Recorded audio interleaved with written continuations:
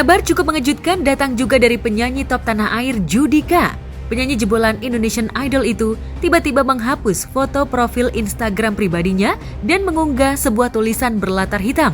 Tak ayal, unggahan itu seolah mengisyaratkan sebuah salam perpisahan kepada halayak luas. Dalam tulisannya, Judika mengucapkan rasa terima kasihnya yang teramat besar kepada semua orang yang mendukungnya selama ini. Bukan hanya sekali Judika memposting latar warna hitam di feed Instagramnya. Jelang beberapa hari ia kembali memposting latar hitam tanpa ada tulisan apapun, bahkan tak ada caption dalam unggahan tersebut. Unggahan tersebut tentu saja mendapat respon cepat dari warganet pun dengan beberapa rekan sesama selebriti lainnya. Ada yang menganggap jika kondisi suami Duma Riris itu sedang tidak baik-baik saja. Ada pula yang menduga jika akun Instagram Judika telah kena hack. Tak hanya Judika, Jesslyn Saputra yang merupakan manajer Judika pun akhirnya angkat bicara dengan kondisi anak asuhnya itu. Namun sayangnya Jesslyn hanya meminta maaf dan jika pada waktunya akan memberikan jawaban dan kejelasan ihwal persoalan yang dialami Judika saat ini. Lantas benarkah Judika bakal vakum dari dunia tarik suara yang membesarkan namanya? Benarkah Judika mengalami masalah pada pita suaranya yang membuat ia harus rehat dari panggung hiburan?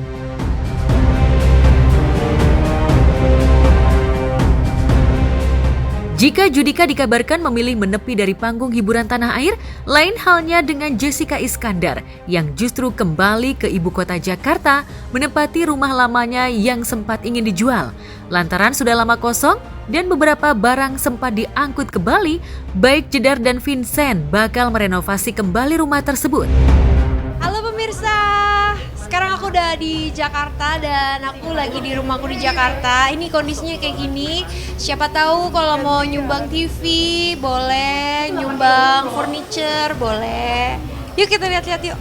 Nah, ini ada bagian sofa, ruang tamu. Tapi nanti kalau udah direnovasi, rencananya ini nanti bakal jadi meja makan. Jadi sofa ini nanti mau aku kasih ke orang yang mau sofa, meja juga. Karena kan kebetulan bawa barang-barang dari Bali, furniture dari Bali tuh masih baru-baru gitu. Jadi kita bawa ke sini nanti kita pakai. Jadi nanti ini yang lama-lama itu kita rencananya mau kasih. Kalau piano udah segini baru. Ini udah mulai dipugar nih hari ini tuh. Nanti ini bagian sini tadinya kan ada kamar, nanti ini bakal ditutup deck.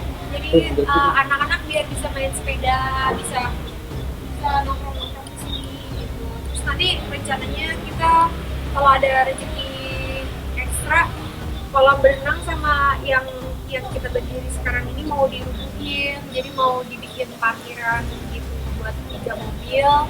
Habis itu nanti ada ruang tamunya. Jadi nanti ini dihancurin, nanti pintu masuk utamanya nanti dari samping ini, tapi jadi pintu utama. Terus hari ini dihancurin, rencananya kalau rezekinya. Ini awalnya dulu kolam renang ya? Iya, ini kolam renang. Terus kayak yang bocor-bocor kan pastinya kan nanti dibenerin gitu. Karena kemarin selama ditinggal ke Bali tuh rumah kan kayak nggak ada yang ngisi, jadi terbengkalai gitu kan, jadi nggak ada yang ngerawat gitu. Jadi sekarang kita pindah ke sini lagi, kita pengen benerin yang bocor-bocor, terus kita pengen cat ulang juga rumahnya gitu. Namun yang menarik adalah kerinduan Jedar khususnya El Barak dengan jajanan pinggir jalan. Terus apa lagi? Pangsitnya dulu. Berapa adik? Pedes ah? Nah, pedes sih. Bang, cilok satu berapa? 5.000. 5.000 ya. Apa aja? Ini telur ya? Telur puyuh. Bumbunya apa? Bumbunya Pedes apa pedes manis? Pakai pedes enggak? semuanya tapi ini Dikit. aja. On the side. 8. El Barak mau apa? Tempe. Tempe. Tempenya nggak ada di pematang. Ya. Segini. Tempenya berapa lama? Itu bermula dari video bakso kan. Sebenarnya sebelum itu sih kita kayak aku tuh kadang-kadang nggak sesering sekarang ini. Sebelumnya tuh aku juga kadang-kadang suka ngajarin dia untuk jajan di pinggir jalan gitu kan, kayak yang kalau ada abang lewat, kalau pinggir jalan lagi kemana, atau kan di sini sampingnya ada sekolah, terus tuh suka banyak jajanan, terus aku suka ajak El Barak jajan. Cuma baru yang kemarin tuh bakso iseng-iseng aja videoin gitu. Ternyata banyak yang happy gitu, banyak yang ngerasa tersupport juga karena mereka ngerasa oh iya anak artis aja belanja bakso, kenapa gue mesti malu ya? Kenapa si Entong malu banget belanja di gerobak ya gitu. Jadi tuh orang-orang jadi ngerasa nggak ada malunya kok belanja di jajanan gitu. Yang penting kita tahu jajanannya tuh bersih, terus enak, apalagi kan terjangkau juga. Kalau aku tuh mikirnya soalnya biar dia bakteri-bakteri dalam perutnya tuh berkenalan. Jadi suatu hari dia kaget, terus nanti dia jajan es atau apa atau martabak mini di pinggir jalan, terus dia sakit perut gitu. Jadi aku tuh harapannya ya supaya imun sistem tubuhnya tuh bisa terbentuk lah dari jajanan-jajanan. Lantas selain jajanan pasar, apa yang membuat Jedar dan Vincent kembali ke Jakarta? Setelah sebelumnya memilih tinggal di Bali, lantaran mencari ketenangan hingga akhirnya bisa membangun rumah impian di sana. Benarkah kondisi keuangan Jedar mulai menipis dan akhirnya terpaksa mengais rejeki di ibu kota?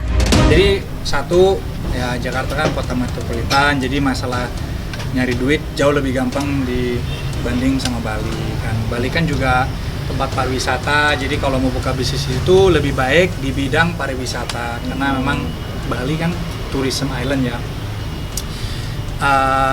Tapi karena Vincent mau perkembangin perusahaan Vincent, mau nggak mau harus ada juga physically dan mentally di kantor dan di tempatnya.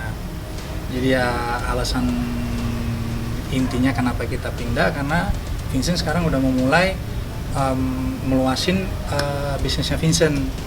Selain itu kalau buat istri, kalau dia masih mau syuting, for me sih sebenarnya nggak masalah. Kalau dianya memang udah siap dan mau nyemplung lagi ke dunia entertainment, silakan, I don't mind.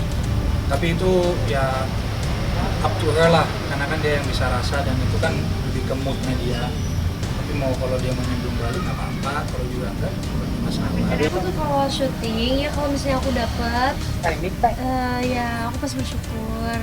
Tapi yang aku bilang tadi, aku nggak mau sampai ganggu anak-anak, sampai ganggu suamiku. Maksudnya kan aku juga ada tanggung jawab sebagai seorang ibu, seorang istri, dimana kan aku punya keluarga gitu. Jadi ya tetap pertimbangannya itu sih. Aku sih seneng-seneng aja kalau misalnya aku bisa balik lagi ke entertainment. Tapi ya aku harus pinter-pinter bagi waktu. Aduh, kalau kayak gitu-gitu kita tangkapin jadi ikut gila. Ngapain? Maksudnya yang penting orang-orang yang penting di hidup kita itu tahu maksudnya tujuan kita pindah apa, berita dan cerita yang mana yang benar yang mana enggak. Ya itu aja yang penting. Kalau yang maksudnya yang di luar sana mau ada opini ya silakan. Kita juga nggak mau, saya juga nggak mau salahin mereka. Aku juga bilang sama Jess, ya udahlah biarin. Kalau emang itu opini mereka ya terserah. Toh nanti kedepannya mereka akan sadar sendiri bahwa oh itu ternyata nggak gitu atau apa. Tapi kalau masalah yang kayak gitu-gitu saya nggak mau terlalu oh. Jadi aku belum. Jadi aku nggak mau terlalu angkepin. Jadi ya udahlah. Kalau itu ada kita diemin aja.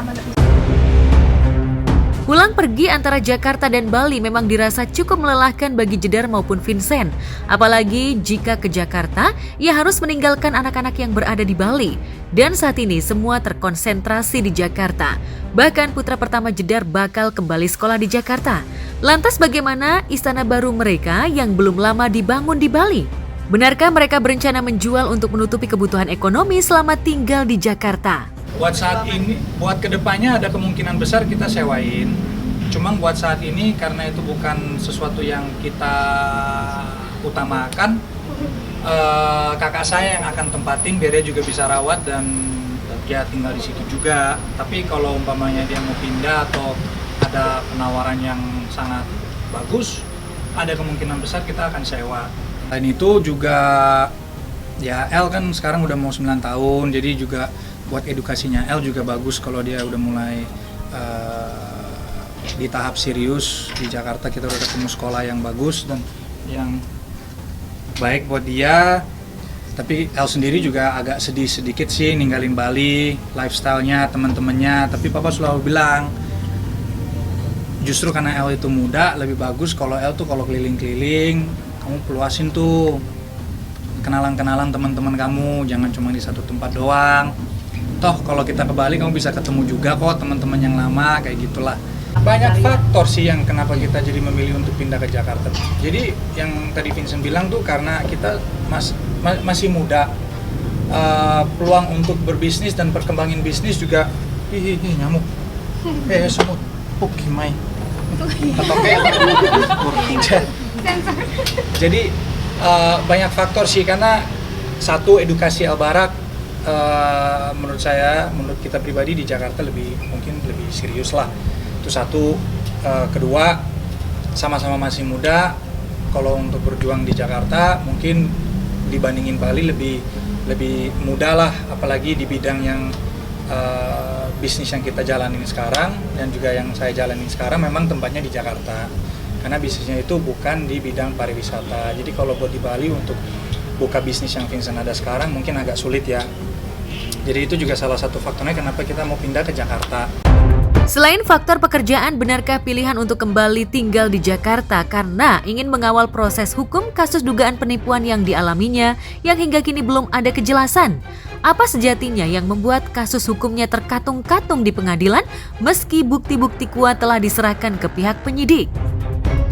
Kalau masalah hati-hati, dari awal memang selalu hati-hati. Jadi ya puji Tuhan selama ini tuh nggak pernah harus khawatir sih di bisnis Vincent, dan dari awal memang udah teliti dan udah maksudnya dijaga lah sama hukum-hukum yang memang berlaku di Indonesia yang memang di dalam bidang bisnis ya.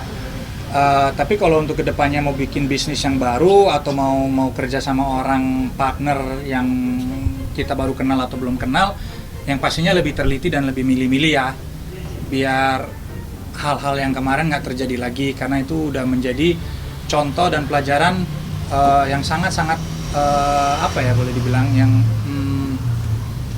memanfaat untuk menjadi teliti, untuk diambil sebagai contoh yang baik, hikmah ya. Bali dari awal memang bukan menjadi patokan di mana kita mau tinggal selama-lamanya, hanya untuk ya sementara itu, entah itu 1 tahun, 2 tahun, 5 tahun, 10 tahun, kita nggak tahu. Kebetulan 2 tahun udah cukup dan kita udah ambil keputusan untuk balik. Tapi itu bukan karena dampak yang kemarin yang gara-gara kasus yang kita menjalani itu. Kalau emang itu sebabnya dan dampaknya kenapa kita pindah, udah dari kemarin kita udah ambil tindakan untuk langsung pindah. Apalagi kalau yang kemarin orang-orang bilangnya bangkrut apa segala, ya pasti kita nggak mungkin dong diem di Bali doang, pasti kan udah bergerak lah, udah maksudnya berdiri pindah ke Jakarta dan akan berjuang lagi. Tapi ya karena dampak itu udah hampir setahun lebih ya. Udah setahun lebih, maksudnya sekarang udah kalem, mental fisik kita udah strong, jadi ya itu juga lebih ringan lah untuk ngadepin pindahan kan, karena pindahan itu juga sangat capek loh. Itu nggak cuma 1, 2, 3 hari packing terus sore udah aman semua. Jadi ya banyak faktor lah, tapi yang pastinya bukan gara-gara kasus yang kemarin.